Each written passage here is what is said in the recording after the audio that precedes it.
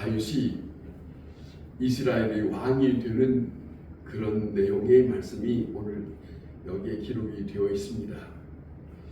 먼저 그 과정되었던 일들을 말씀을 드리면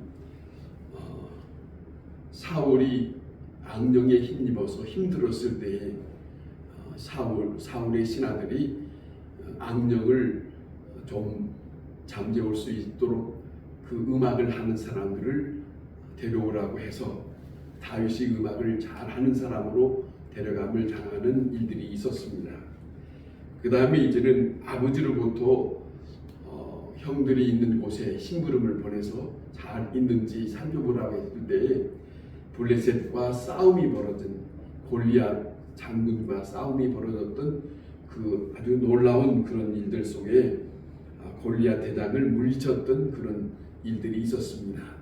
그때는 소인이었습니다. 작은 소년이었다는 거죠. 그런데 사울이 다윗을 시기하고 이제는 질투하고 불편하게 함으로 인해서 결국 이제는 다윗에게 창을 2번 던지고 죽을 수 있는 그런 처지까지 이르렀을 때에 그는 궁정을 떠났습니다. 피신 생활을 하고 유다 땅에서 여러 가지 견딜 수 없는 가운데 지낼 때에 그는 더 이상 있을 수가 없어서 유다 땅을 떠나서 블레셋 땅으로 가서 그곳에서 지내고 있었던 일들을 우리는 잘 알고 있습니다. 마지막에 사울이 죽었다고 하는 소식을 듣고 유다 지파, 자기 지파 속에 들어가서 왕으로서 헤브론 그곳에 7년 반을 지냈다고 하는 말씀을 우리는 잘 알고 있습니다. 그런 과정이 있었습니다. 그런 과정이 있었는데 사울의 왕가 또에서 이스보셋을 통해서 왕을 세움을 받고 그렇게 지냈지만은 그 이스보셋이 죽고 난 다음에 그곳에 있는 이스라엘의 장로들이 이제는 다윗을 찾아와서 당신이 우리에게 왕이 되어줬으면 좋겠습니다 라고 하는 그런 내용의 말씀이 오늘 기록이 되어 있는 본문 속에 있습니다. 온 지파 대표들이 다윗에게 찾아와서 이스라엘의 왕이 되어달라고 그렇게 말하는 내용이 담겨져 있습니다. 왕 되는 자격을 잠깐 말씀을 드리면 이스라엘 백성들에게는 이런 것이 있습니다. 저들에게는 아브라함의 후손이기 때문에 한 고륙이라고 하는 말을 합니다. 한 고륙, 자기네들 혈통을 얘기하는 그런 내용인데 이것은 로마서의 9장의 사도 바울도 그 말을 했습니다. 자, 그런데 이스라엘 사람들은 나라보다도 민족을 더 우선하고 있습니다. 그래서 나라가 민족이 우선이고 그 다음에 나라가 그 다음에 생각하는 저들의 사고가 있습니다. 이스라엘 사람들은 한 형제입니다. 아브라함, 이삭 그리고 야곱 그 형제들의 민족이 바로 이스라엘인 것을 우리는 성경에서 잘 알고 있습니다. 이스라엘 사람들이 예루살렘에서 사는 사람들이 대충 잡아서 500만이라고 합니다만은 외국에 나가서 사는 사람들이 합치면은 1000만이라고 그렇게 말합니다. 뿔뿔이 다 흩어져서 사는 디아스포라라고 하는 이민자들이 있습니다. 자, 어느 나라에서 살든지 간에 유대 사람들이 있는 곳에는 저들이 생각하는 것은 같은 유대 사람들이 있으면은 그것을 유대 나라라고 생각을 한다는 것이죠. 민족이라고 하는 개념을 저들은 어떻게 가지고 있느냐면 가정적인 개념을 가지고 있습니다. 다시 말하면 저들의 생각은 하나님을 아버지라고 생각하고 자기들은 하나님의 백성이라고 생각하기 때문에 하나님의 선민이라고 하는 강한 의식이 있어요. 하나님이 택하신 백성이라고 하는 것을 토대로 해서 저들은 하나님과 함께 연결되어 있는 그런 민족으로 생각하고 하나님과의 관계 속에서 저들의 삶을 살아가고 있는 것을 봅니다. 자, 우리는 여기서 그들이 말합니다. 우리는 당신의 백성입니다 라고 하는 말을 해요. 오늘 이 본문 속에서도 다윗에게 그 온 이스라엘 장로들이 나와서 하는 말이 당신은 우리의 왕이 되어야 하겠습니다 라고 하는 말을 여기 1절에 보면 그런 말을 합니다. 사울이 우리의 왕이 되었을 때도 이스라엘을 거스러 출입하게 한 자는 왕이니라 그럽니다. 이 말은 다윗을 가르쳐서 하는 말입니다. 사울이 왕으로 있을 때에도 왕으로 있지만은 그 모든 일을 다 다스리고 그리고 그 모든 정권을 행하였던 이기게 한 것은 사울이라고 말하기보다는 다윗이었습니다. 당신이었습니다 라고 하는 강한 의지를 가지고 이 말을 하는 거예요. 원수가 쳐들어왔을 때, 블레셋 사람들과 싸웠을 때, 그 위험에 있을 나라의 처지의 위험에 있을 때에 다 막았던 일들은 당신 다윗이었습니다 라고 하는 그런 입장을 고백하고 있는 내용을 우리가 봅니다. 자, 이보다도 더 중요한 것은 저들이 가지고 있는 것은 이겁니다. 여기 2절에 고백하는 말이 있습니다. 여호와께서도 당신의 왕에게 말씀하시지 않았습니까? 여호와께서도 이스라엘의 왕으로서 당신에게 말씀하시지 않았습니까? 라고 하는 말을 합니다.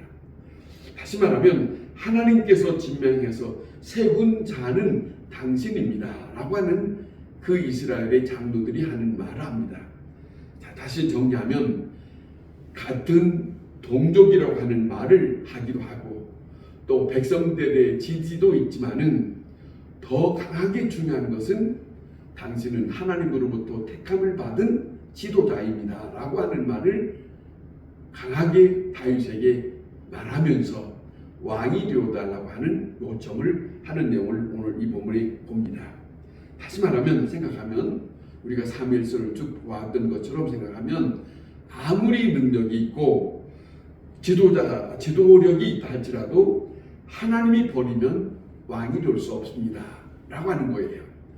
바로 그게 사울 왕을 두고 하는 말을 우리가 저들은 잘 알고 있습니다. 그래서 다윗에게 하는 말입니다. 여호와께서 왕에게 말씀하시기를 내가 내 백성 이스라엘의 목자가 되어서 이스라엘의 주권자가 되어야 할 것이다 라고 하는 말씀을 주지 않았습니까? 오늘 이 본문에 그렇게 말하고 있습니다. 그러므로 당신은 우리의 왕이 되어야 합니다. 택하시고 그리고 지명을 받았고 그리고 하나님으로부터 허락되었으니까 우리의 왕이 되어야 할 것입니다 라고 요청합니다. 당신은 우리의 왕이 되어 주시기를 바란다고 하는 말은 왕이 되어서 온 이스라엘 백성에 다스려달라고 하는 거예요. 이것이 바로 이스라엘 백성들이 가지고 있는 사고입니다. 생각입니다. 그 다음에 그렇게 왕으로 추대를 받고 난 다음에 6절 이하에 보면 수도를 정하는 그런 이야기가 나옵니다. 수도로 하면 유다에 머물렀을 때는 헤브론이라고 하는 그곳에서 그렇게 호칭을 하고 그렇게 지냈지만은 이제는 예루살렘에 올라왔기 때문에 그리고 온 이스라엘을 다스리고 있는 입장에서 다윗은 이제는 다윗성이라고 하는 그곳을 쳐들어가서 근데 그곳에 쳐들어갈 때는 육지로 가기보다는 수로가 있습니다. 수로가 있어요. 그 수로가 있는데 저도 거기를 가봤지만은 그 수로를 통해서 다윗성을 점령하는 거예요. 다윗성, 그 성을 점령하는데 그 성이 어떤 성이냐면 지금 우리가 잘 알고 있는 예루살렘을 다윗성이라고 합니다. 그런 말을 합니다. 자, 처음으로 이제는 이 성을 말할 때에 성경에 이렇게 표현합니다. 시온성이라고 표현합니다. 시온성이라고 표현하는 그 성이 예루살렘입니다. 예루살렘을 다시 말하면 다윗의 성이라고 그렇게 말하기도 합니다. 아무나 쳐들어올 수 없는 그런 입장을 여기에 침범하고 다윗이 이 성을 빼앗았다 하는 거예요. 오늘 이 본문에 보면 여부수 사람들이 말합니다. 네가 이리로 들어오지 못하리라. 소경과 절뚝발이라도 너를 물리칠 것이다 라고 하는 말을 합니다. 근데 우리가 이 말을 들을 때는 무슨 말인지 잘 모르겠지만은 이 말은 요새 아주 오를 수 없는 그런 곳이기 때문에 너희가 절대로 쳐들어올 수 없다라고 하는 그런 말도 되기도 하지만은 소경과 절뚝발이라고 하는 표현을 쓴 것은 다윗이 우상을 지칭할 때에 소경이라고 하는 말도 하기도 하고 절뚝발이라고 하는 표현도 썼다는 거예요. 그러니까 여호와 하나님만이 전쟁에 승할 수 있다. 너희의 우상은 절대로 우리를 이길 수 없다. 그런 지침에서 여기에서 하고 있는 말인데, 여기에 소경이나 절뚝발이라고 하는 것은 이스라엘 사람들이 우상에 별칭을 붙이는 말로 소경이다 하는 말도 하기도 하고 절뚝발이다 하는 말도 썼다는 거예요. 그런 내용이 담겨져 있습니다. 어쨌든 간에 절대로 못 올라갈 것이라고 말했지만은 소경도 물리칠 수 없고 절뚝발도 물리칠 수 없다고 말했지만은 다윗은 하나님을 의지하고 그 성을 점령하게 되었다라고 하는 뜻을 이 내용 속에 담겨져 있습니다. 다윗은 이 성을 차지했습니다. 그래서 이 수를 통해서 들어가서 이 길밖에는 없으니까 이 길을 통해서 들어가서 이 성을 점령을 했어요.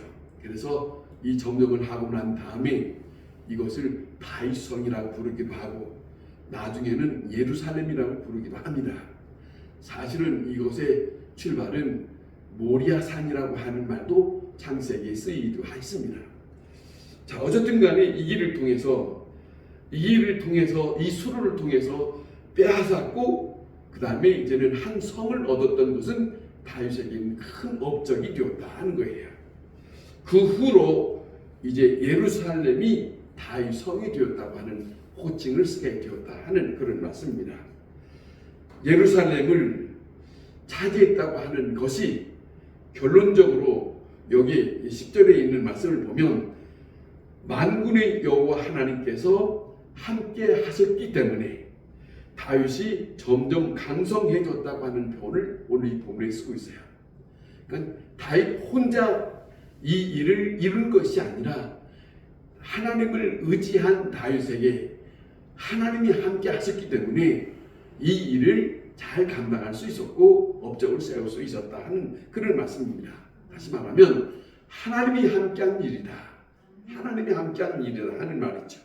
하나님이 이 일을 이루셨다고 하는 말을 나타내고 싶은 그런 일이고, 중요한 것은 자기 능력으로 한 것이 아니라 하나님께서 이 일을 이렇게 이루셨다고 하는 것을 고백하고 싶은 그런 다윗의 마음이 여기에 담겨져 있습니다. 13절 이하에 보면 블레셋 나라와 싸우는데 다윗은 우리가 이 앞에서도 봤지만은 우리에게 배우게 하는 것이 있다면 다윗은 묻고 그 일을 시작했다고 하는 거예요. 다윗과 싸울 때도 하나님 앞에 묻습니다. 하나님, 오늘 이 본문에 읽은 것처럼 내가 블레셋 사람들에게 올라가야 할까요? 내가 올라가도 됩니까? 라고 하는 말을 해요. 자, 지금 모든 사람들이 지금 단단히 뭉쳐있기 때문에, 단단히 결합되어 있기 때문에 다윗은 사람들을 데리고 쳐들어갈 수도 있어요. 그런데 그렇게 하지 아니하고 자기 의지의 생각보다는 하나님을 의지하고 싶은 거예요. 하나님이 함께 해주시기를 원하는 거예요. 그래서 하나님 앞에 하나님이여 저 블레셋을 내게 넘기시겠습니까? 라고 한 물음을 해요. 참 중요한 거예요. 전에도 말씀드렸지만은 하나님의 백성으로, 하나님을 의지하는 사람으로 의식적으로 이렇게 나타나고 있는 이 모습이 다윗의 모습이다. 그거예요. 다윗의 모습이다 하는 거예요. 그런데 하나님께서 다윗에게 말씀합니다. 올라가라, 내가 반드시 블레셋 사람들을 네 손에 넘길 것이다. 이게 응답이에요. 이 말씀을 들으면 가면 얻는 거예요. 이 말씀을 들으면 다윗에게는 엄청난 용기를 가진 거예요. 그러잖아요. 하나님이 이스라엘 백성들을 광야에서부터 가나안 땅까지 이렇게 인도하실 때에 하나님은 저들에게 주신 말씀은 다른 게 아니었어요. 내가 너희와 함께한다. 너희는 담대하라. 두려워하지 마라. 아주 성경에, 구약 성경에 늘 말씀을 저들에게 들려주는 것은 그거예요. 내가 너희와 함께한다. 두려움이 없이 당당하게 두려워하지 마라. 이런 말씀으로 이스라엘 백성들에게 하나님은 함께 하셨습니다. 오늘 여기 본문에도 다윗에게 말씀하는 거예요. 올라가라. 내가 반드시 그랬어요. 내가 반드시 그래요. 보세요. 이게 엄청난 거예요. 구약 성경에 여호사밧이라고 하는 왕이 있습니다. 그 사람도 갑자기 블레셋에 침범할 때에 이것을 어떻게 하면 좋은가라고 했을 때 하나님을 의지하고 성가대원들을 모집했어요. 하나님을 찬송하는 사람들을 앞세워놓고 하나님을 높이 하니까 저들이 다 무너졌어요. 그런 내용이 담겨져 있어요. 성경에 기록된 말씀 속에는 우리에게 뭘 말씀하냐면 하나님을 의지하는 사람들에게, 하나님과 함께하는 사람들에게는 그 앞에 어떤 것이라 할지라도 하나님이 승리하게 하셨다. 이걸 말씀하시고 있어요. 이걸 가르쳐주고 있어요. 오늘 이 본문에도 다윗에게는 이거죠. 자기 혼자가 아니고 여기 다시 말합니다. 내가 반드시, 하나님이 말씀하세요. 내가 반드시 블레셋 사람들을 내 손에 넘기겠다. 이건 엄청난 거 아니겠습니까? 너무 귀한 음성이에요. 너무 귀한 응답이에요. 그냥 가면 되는 거예요. 이스라엘 백성들에게 다시 말씀드리면, 홍해 앞바다에 있을 때 그냥 가면 되는 거예요.